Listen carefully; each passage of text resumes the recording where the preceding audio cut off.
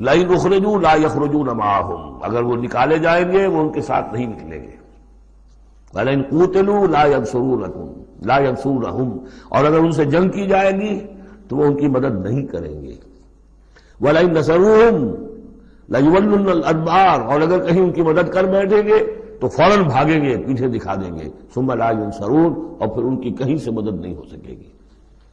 یعنی اگر ان میں جمع مردی ہوتی تو یہ سچے مسلمان ہی کیوں نہ بن گئے ہوتے؟